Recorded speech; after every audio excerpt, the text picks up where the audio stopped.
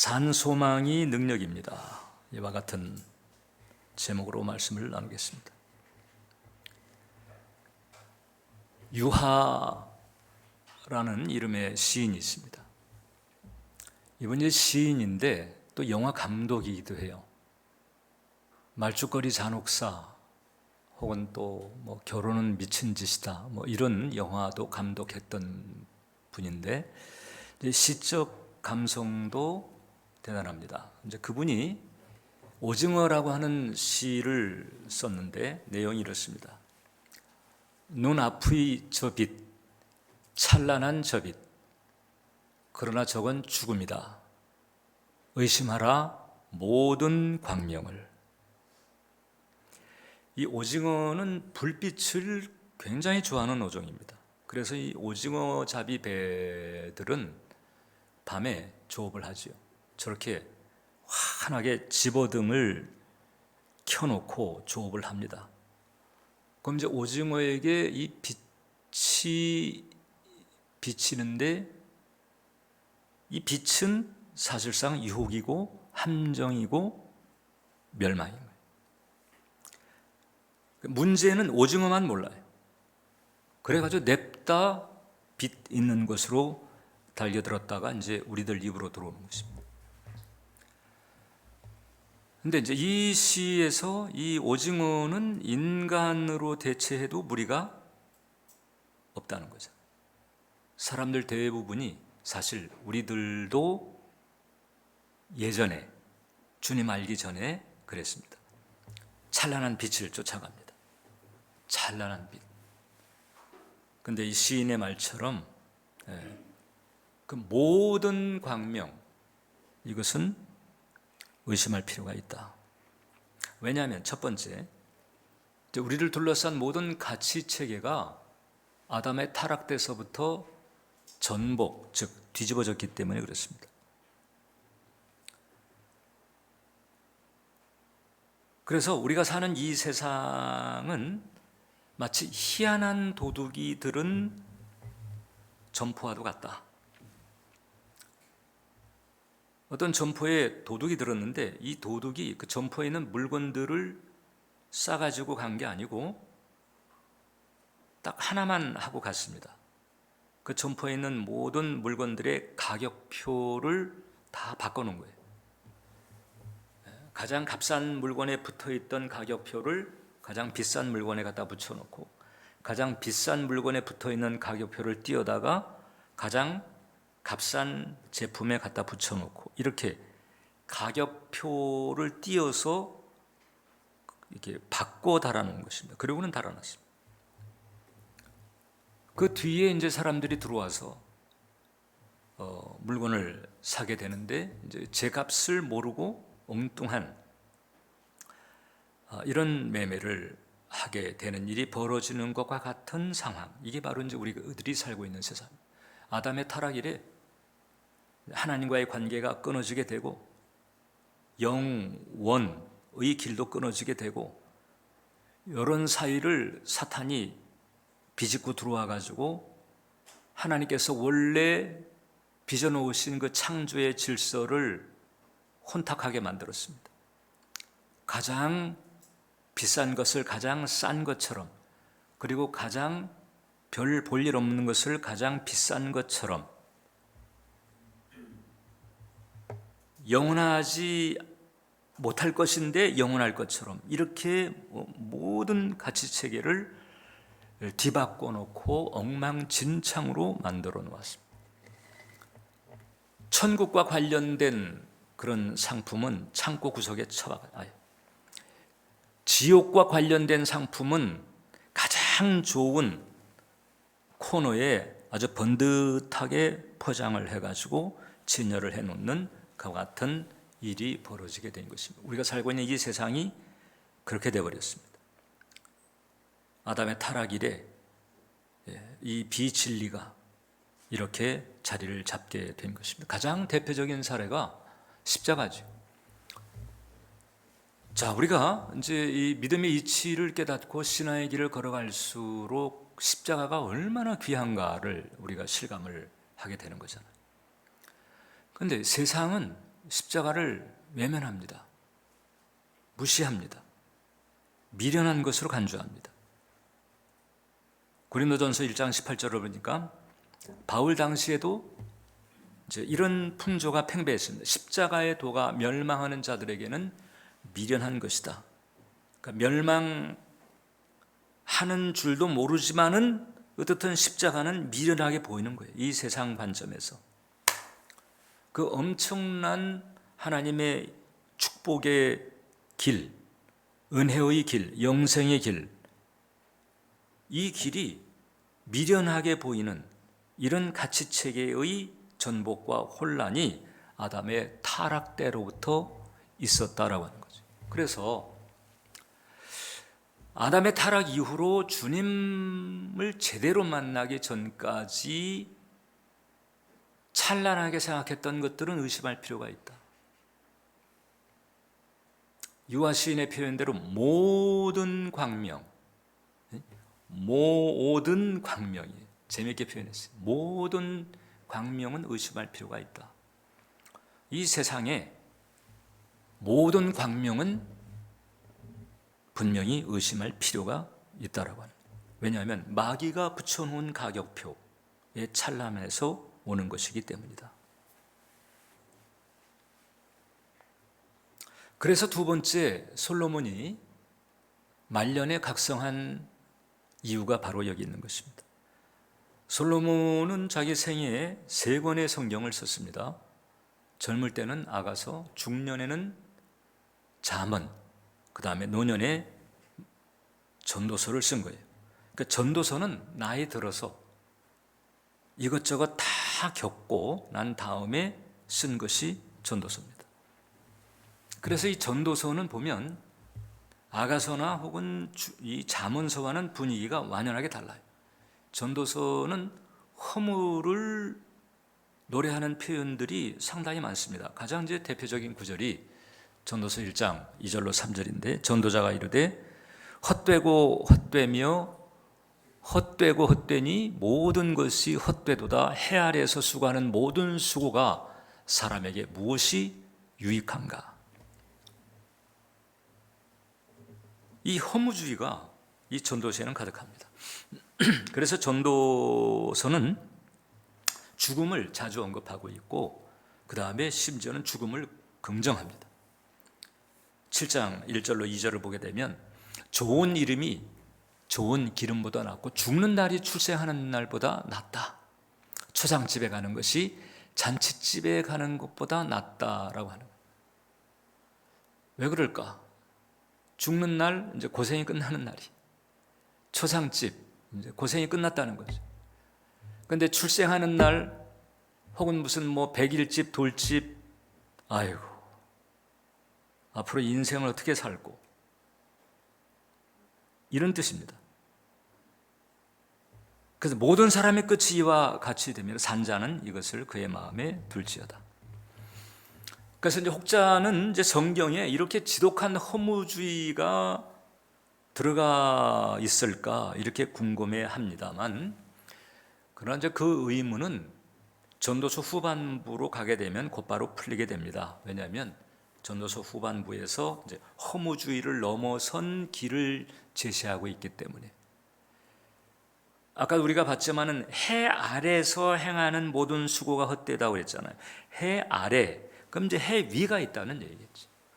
그래서 전도서는 해 아래의 세계와 해 위의 세계를 은연중 구분하고 있고, 결국 후반부로 갈수록 헛되지 않은 영역이 있음을, 해 아래가 아니고 해 위의 세계를 연결시켜주고 있다고 하는 거죠. 그것이 바로 내세입니다. 내세가 있다.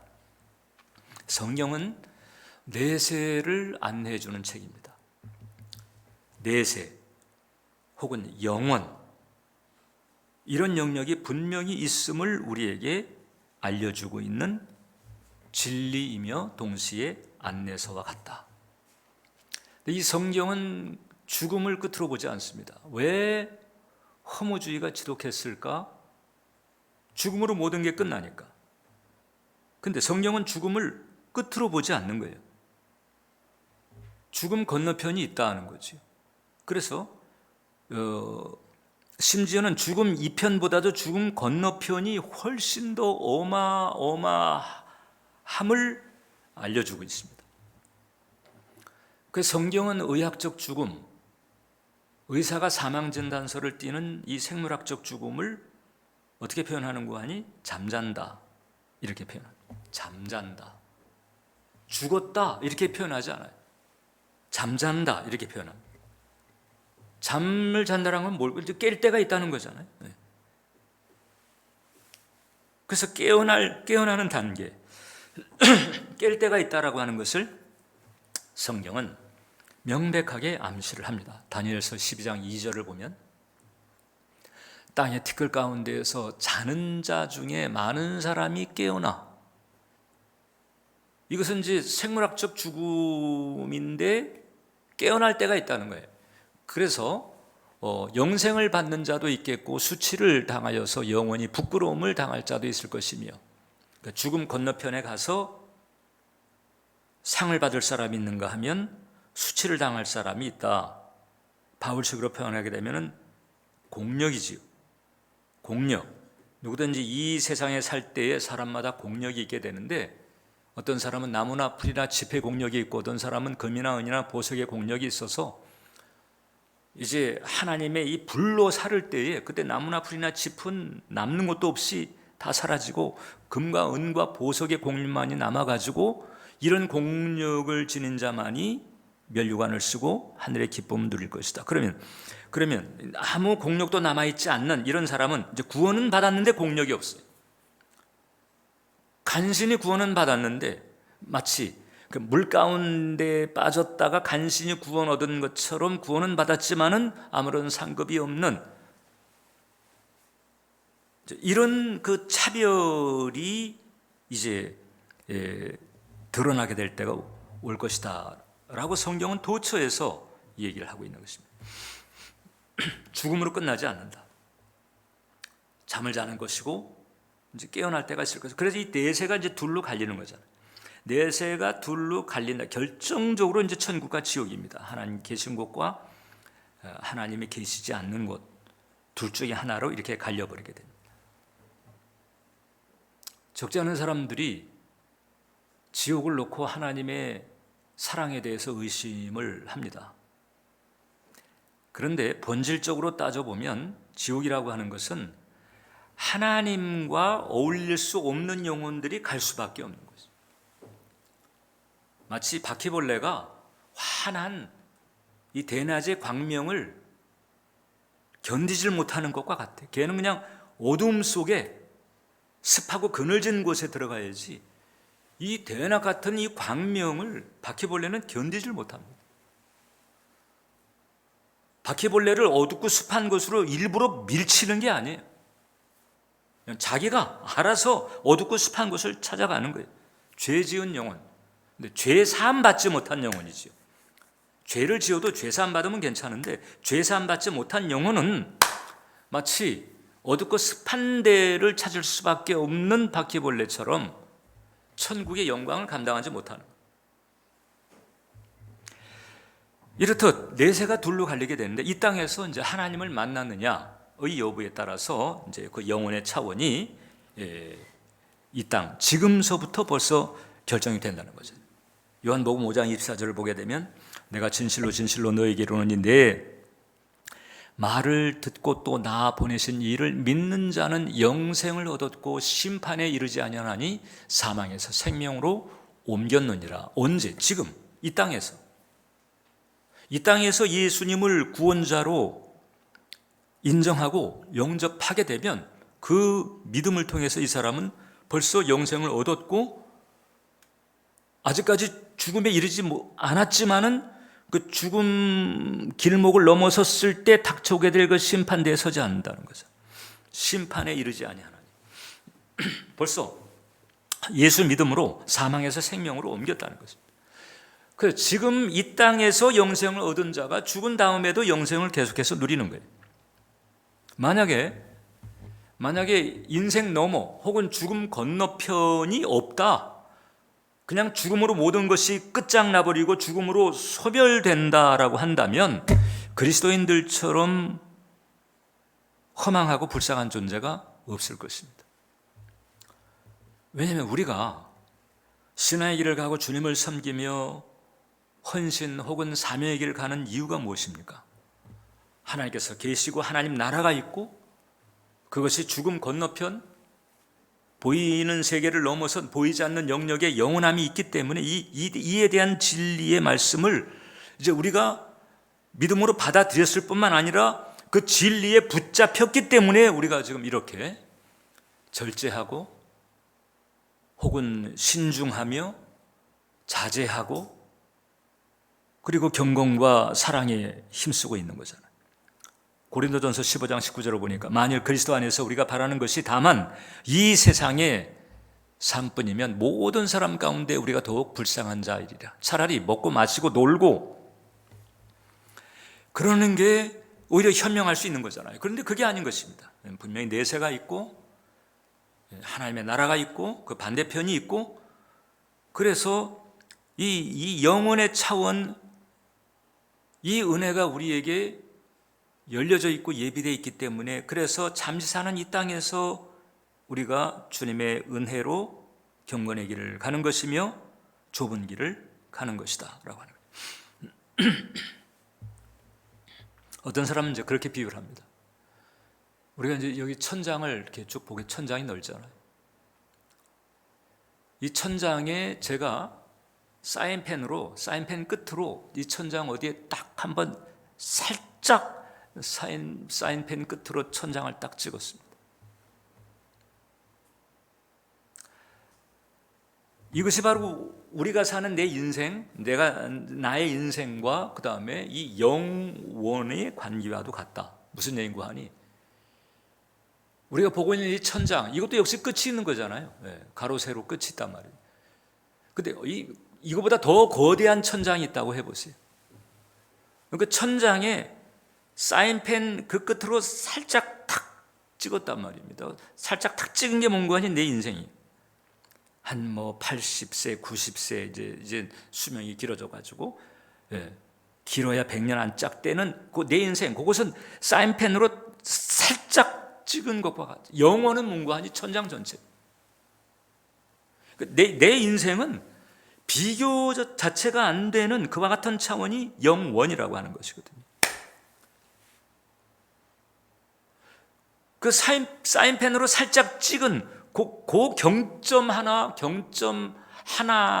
이 경점 하나를 우리가 어떻게 다루는가에 따라서 이 영원의 레벨에서 끝도 없는 영혼의 레벨, 어마어마한 이 영혼의 레벨에서 내가 받을 대우가 결정이 된다. 성경은 이것을 우리에게 분명히 예고하고 있고 그래서 그것을 준비해야 된다는 거예요. 그리고 세상을 부러워하지 말아라. 세상을 부러워하지 말아라. 우리는 그 다음 단계, 세상 건너편을 보고 있다라고 해요. 잠언서 23장을 보니까 내 마음으로 죄인의 형통을 부러워하지 말고 항상 여호와를 경외하라. 정령이 내 장래가 있겠고 내 소망이 끊어지지 아니하리라. 죄인의 형통을, 의인의 형통은 부러워해야 돼요, 여러분. 의인의 형통은 부러워해야 합니다. 하나님을 경건하게 섬기고 이웃을 사랑하고 신실하게 주님을 따르는 사람에게 주어지는 이 형통, 이것은 우리가 부러워해야 되고 그것은 소망해야 됩니다. 그런데 죄인의 형통을 부러워하지 말아라. 하나님을 모르고 진리를 모르고 영혼을 모르는 사람의 형통을 부러워하지 말아라. 왜냐하면 우리에겐 장래가 있기 때문이다. 정령이 내 장래가 있겠고 내 소망이 그 장래를 예비하는, 장래를 바라보고 그 장래를 예비하는 이런 나의 소망, 이것이 끊어지지 않을 것이기 때문에 그래서 이 땅에 살 때에 믿지 않는 사람들이 잘 살고 잘 먹고 잘 입는 거 보고 거기 시험 들지 말고 부러워하지 말아라, 이런 얘기를 하고 있습니다. 그리고 솔로몬이 그래서 결국은 이제 이렇게 마무리를 합니다. 자, 전도서 12장 13절 보니까 일의 결국을 다 들었으니 모든 것이 헛되고 해 아래서 행하는 모든 것이 새 것이 없다. 자, 일의 결국을 다 들었으니 하나님을 경외하고 그의 명령을 지킬지어다. 이것이 모든 사람의 본분이다. 인생 점포에 진열된 물건들의 그 바뀌어진 가격표를 이제는 다시 바꿔놓아라. 무엇의 기준에서? 진리의 기준에서, 성경 말씀의 기준에서 바꿔놔야 되는 거예요. 바꿔놔야 돼요. 세상 사람들이 좋다고 하는 것 그냥 거기에 따라갈 일이 아니고, 세상에서 비싸다고 하는 것 그냥 거기에 혹할 일이 아니고, 진리에 따른 가격표를 이제 제대로 바꿔놓아야 되는 거예요. 바꿔놓아야 돼요.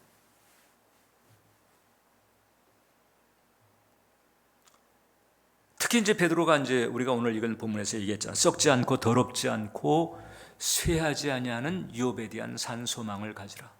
썩지 않고 더럽지 않고 쇠하지 아니하는 이 영원의 차원, 영원은 단지 시간의 길이만을 말하는 게 아니고요. 이 시간의 초월인데 어떠든 시간적으로 봐도 영원한, 왜냐하면 죽음 그 건너편 혹은 이 땅의 심판과 종말 이후 새하늘과 새 땅은 계속 될 것이잖아요. 영원토록.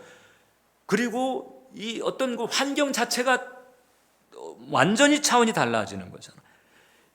이와 같은 엄청난 이 복된 유업이 나를 기다리고 있다라고 하는 사실, 그리고 더 나아가서 그 복된 유업에 대한 산 소망을 가지고 지금 현실을 다뤄나가는, 심지어 그 지금 현실을 바꿔나가게 하시는 은총을 우리에게 부어주신 거죠.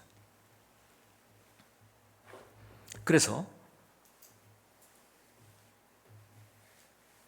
그 짐 엘리엇 같은 사람은 이제 이런 얘기를 했습니다.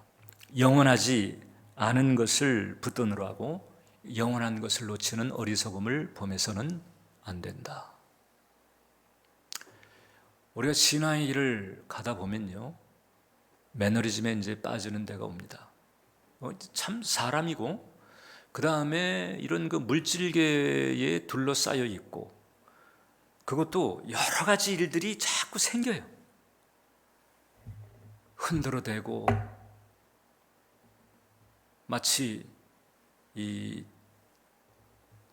무슨 어떤 벼라든가 이 나락을 이렇게 까부는 것처럼 이런 일들이 생기기 때문에, 그래서 우리가 이 평온한 신앙, 충만한 신앙을 지속적으로 일관되게, 그것도 상승곡성을 그리면서 가지게 되기가 쉽지가 않은 현실인 것이거든요.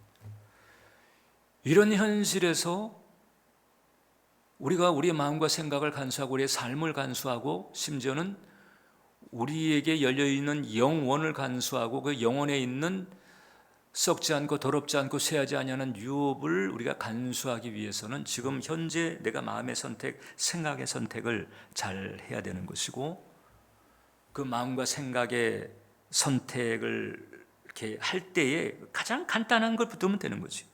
가장 간단. 영원하지 않은 것을 붙들느라고 영원한 것을 놓치거나 소홀히 하는 어리석음은 범하지 말아야 되겠다. 이렇게 하면서 나의 삶도, 나의 마음도, 나의 걸음도 간수를 하는 것입니다. 그래서 산소망을 새롭게 하는, 이 산소망을 새롭게 하게 되면 마지막으로 그 산소망이 우리에게 능력이 되는 것입니다. 어떤 능력이 되느냐? 현실을 다루는 능력이 되는 거예요.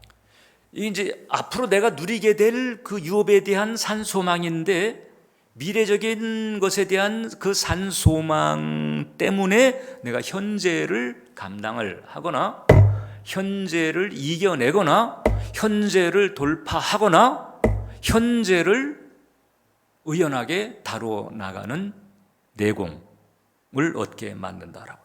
산소망이 없으면 그냥 현실에 매몰돼서 부평처처럼 바람 부는 대로 물결을 치는 대로 휩쓸리게 될 터인데, 이 산소망이 분명하니까 흔들림이 없는 거예요.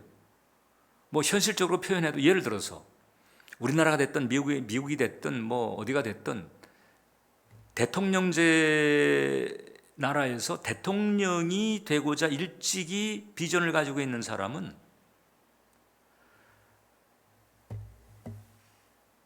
성장 과정 혹은 또 뭐 정치인으로서의 성장 과정에서도 마찬가지죠. 나중에 이게 무슨 뭐 불거져 가지고 문제가 될 만한 일들을 안 하려고 절제를 하게 되죠. 대통령에 대한 비전을 가지고 있는 사람, 적당히 살고자 하는 사람은 여기 기웃 저기 기웃합니다. 여기 휩쓸리고 저기 휩쓸리고 합니다. 근데 대통령이 되겠다고 하는 사람은 어떻든 이 흠잡을 데가 없어야 되는 거죠. 정적들이 얼마나 집요하게 뒷조사까지 하면서 끌어내리려고 막 애를 쓰겠어요.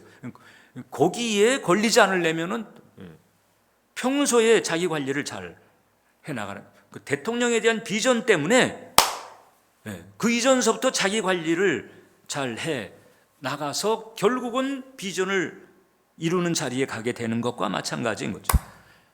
미래적인 그 유업에 대한 산소망이, 그 산소망을 가지고 있는 나로 하여금 현재 나의 삶을 정비하게 하고 간수하게 하고, 이렇게 하면서 나로 하여금 그 산소망의 성취를 향해서 나아가게 하는데, 나중에 누리게 될 그 산소망에 대한 성취만이 아니라 그 산소망 때문에 지금 이 땅에서의 현실을 내가 능히 다루어 나가고 그것을 오히려 전화위복으로 만드는 이런 축복까지 얻게 만든다. 이게 바로 믿음이 주는 유익이라고 하는 거예요.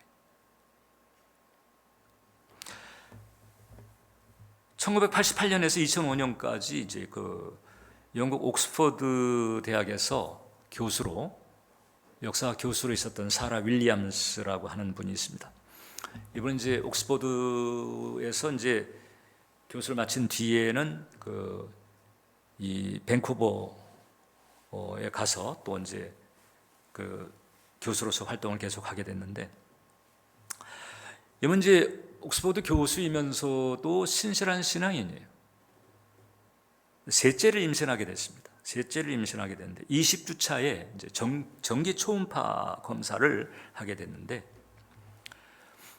그 뱃속에 있는 이제 아이가 이제 딸이라고 하는 것을 알게 됐고 이름까지 붙였어요. 세리안이라고 이름까지 붙였어요. 근데 20주 차에 초음파 검사하다가 이 아이가 불치의 병이 있다는 것을 알게 됐습니다. 그 병 이름이 치명적 연골 형성 이형성증이라고 하는, 이건 이제 잘하긴 하는데 일단 출산하게 되면 출산 후에 몇 시간 아니면은 며칠 내에 죽는 병이라고. 이것을 알게 됐습니다. 그러니까 의사들은 당연히 낙태를 권유를 했습니다. 산모도 지켜야 된다. 근데 이제 이 사라 윌리엄스는 신앙 때문에 낙태에 대한 이제 반대 신념을 가지고 있었거든요. 그렇지만 이제 고민이 되는 거예요. 의사도 낙태를 권유할 정도가 돼요. 그 다음에 주변에서 알게 된 사람들도 아이고 그러다가 당신까지 위험하면 어떻게 되느냐, 뭐 이제 여러 가지 많은 그 우려들이 있게 되니까 그런 그 우려 때문에 혹은 또 고통을 피하고픈 마음도 있고, 그래가지고 이걸 어떻게 해야 되나 남편하고 이제 기도를 깊이 하게 됐습니다. 기도를 깊이 하는 중에 하나님의 음성 같은 감화를 받은 거예요. 이런 문장이 이제 떠오른 것입니다. 이 병든 아이를 나를 위해서 사랑해 줄 수 있겠느냐, 이런 마음이 떠오르요. 이 병든 아이를 나를 위해서 사랑해 줄 수 있겠느냐. 이게 하나님의 음성, 하나님의 생각이라고 하는 판단이 딱 들게 되니까 이 사라 윌리엄스가 정신을 버뜩 차린 것입니다. 이게 낙태냐 출산이냐 이 문제가 아니구나. 이 문제가 아니고 태어나서 뭐 얼마를 가든지 지금 이 불치의 병 자체를 가지고 있든지 이걸 떠나서 어쨌든 이 아이에게 하나님의 사랑을 흘려보내야 되는 거구나, 이렇게 생각을 바꾸게 됐어요. 그래서 주변 모든 사람들의 말을 딱 물리치고 그다음에 이제 계속 출산을 하기로 한 거예요. 출산 후에 얼마를 버티든지 간에 이 아이가 버틸 때까지 하나님의 사랑을 그냥 쏟아부어주는, 뭐 그 아이가 뭘 알겠어요. 그런데 그 아이에게 어떻든 하나님의 사랑을 쏟아부어주는. 그 주변에서부터 비난이 있었고, 특히 영국 사회에서 이런 어떤 윤리적인 판단도 막 받은 거예요. 이게 왜 윤리적인 판단을 받아야 될지 모르겠지만은 그 정도로 이제 이 비윤리적인 이제 그런 풍조가 팽배했다는 거잖아요. 자꾸 이제 그런 흐름들이 딱 있게 되니까 어느 날 이제 이분이 딱 선을 이제 긋게 됩니다. 이런 말을 하면서 선을 긋는 거예요. 어떤 얘기를 했는 거야? 이 아이는 하나님 앞에서 완전한 인간이며 사회가 말하는 기능적 기준은 하나님의 시선과 다르다. 가격표가 다른 거지요. 아이의 상태를 놓고 세상이 붙인 가격표하고 하나님이 붙인 가격표하고 다른 걸 안 거예요. 사라 윌리엄스는 하나님이 붙인 가격표를 쫓아가는, 하나님의 관점, 하나님의 시선. 세리안이 이제 출산 직전에 사산을 이제 하게 됐습니다. 사산을 하게 됐는데 애처로움 혹은 슬픔보다는 그 두 부부가 느낀 게 하나님의 그 강력한 임재의 은혜를 느꼈다는 거죠. 뭘까? 그것은 어떻든 태어나지 않았지만은 그러나 그 태 속에 있는 그 아이를 향해 가지고 그때서부터 깨달은 그때서부터 그 아이에게 하나님의 사랑을 쏟아 부어주는 그런 시간들을 가져온 거잖아요. 그리고 그 아이는 이제 사산됐는데 하나님의 사랑을 받은 거예요. 근데 그 하나님의 임재, 은총이 이제 마치 해야 할 일을 다 했다라고 이렇게 인정하는 것 같이 임했다는 거잖아요. 그래서 이 사라 윌리엄스는 그런 얘기했습니다. 그러니까 이 사라 윌리엄스가 쓴 책이 있어요. 이제 그 간증 같은 그런 책인데, Perfectly Human이라고 하는 이 책을 썼는데, 이제 이 책에서 그래, 생명은 성취가 아닌 존재 그 자체로 존귀하다. 여기에 이제 하나님의 시선, 하나님의 가격표입니다. 그러니까 우리가 이 하나님의 시선, 하나님의 관점, 하나님의 유업 이런 데 대한 믿음과 산 소망이 있게 되니까 이런 상황들을 가장 이게 최선의 상태로 이렇게 다룰 수가 있게 됩니다. 작년 12월 26일에 소천한 하형록 회장, 영성훈련하신 분들은 페이버 그 책으로 기억을 할 거예요. 세계적인 건축 설계 회사 팀 하스의 설립자입니다. 미국에서 여러 건축인으로서 상도 이상저상 안 탄 상이 없더라고요. 이분이 MIT 출신이고, 이분이 이제 젊었을 때 그 심실빈맥이라고 하는 증상 때문에 이제 2번의 그 심장 이식 수술을 받아야 했던 때가 있었는데, 그 과정에서 어떤 자기보다 먼저 더 위급한 사람에게 자기 차례로 돌아온 그 심장 이식을 양보하는 이제 이런 일들이 있었거든요. 그런데도 하나님께서 살펴주셔가지고 온 병원 의료진들이 다 감동을 받고, 그 다음에는 이 하영록 회장을 살리기 위해서 온 병원이 필사적으로 애를 쓰는 상황이 돼버렸어요. 이런 과정을 거쳐가지고 드디어 이제 이 건축 설계 회사를 세우게 되고, 그것이 계속 잘 나가게 되는 거예요. 그 페이버 책 중에서 그는 이런 얘기했습니다. 저는 기업가가 아니라 하나님의 상속자입니다. 제 인생의 미래는 하늘 유업에 있습니다. 하늘 유업에 산 소망이 있어서 지금 내가 심장 이식을 받아야 되거든요. 근데 나보다 더 급한 사람이 있다고 그러니까 양보를 하는 거예요. 언제 또 심장이 나올는지 모르는 상황인데 나보다 더 급한 사람이 있다고 하니까 나보다 더 급한 사람에게 줘라. 이 산소망이 있으니까 이런 거예요. 이 산소망으로 이 페이버를 했을 뿐만 아니라 이 산소망으로 기업을 운영을 했어요. 그 팀 하스의 사운이 그거잖아. 우리는 이웃을 돕기 위해 존재한다. 예. 한 푼이라도 더 걸머쥐려고 그냥 바둥바둥 애를 쓰는 이 세상 가격표를 싹 제치고 우리는 이웃을 돕기 위해 존재한다. 그런데 회사가 어떻게 됐느냐? 잘 된 거예요. 의인의 형통이죠. 깨달은 자의 형통이라고. 이런 축복은 우리가 놓치면 안 되는 거죠. 하나님 이런 축복을 쟁여놓고 이 축복 받을 사람을 지금 찾고 계시다. 산소망 가운데 사는 사람. 산소망 가운데. 다시 한번 우리가 우리의 마음과 생각을 이 허탄한 이런 그 물질계의 이 그늘에서부터 빠져나오게 해서 이 산소망을 가지고 하나님의 길, 하나님의 시선, 하나님의 관점, 이 마음을 가지고 신앙의 길 굳건하게 걸어가게 되시기를 주님의 이름으로 축원합니다. 살아계신 하나님 우리 아버지, 이렇듯 우리에게 썩지 않고 더럽지 않고 쇠하지 아니하는 유업을 허락하셔서 그 유업에 대한 산소망을 가지게 하사 그 산소망으로 현실도 능히 다뤄내고 전화 위복, 역전과 반전의 길이 열리게 하심을 감사하고 예수님의 이름으로 기도합니다. 아멘. 이 시간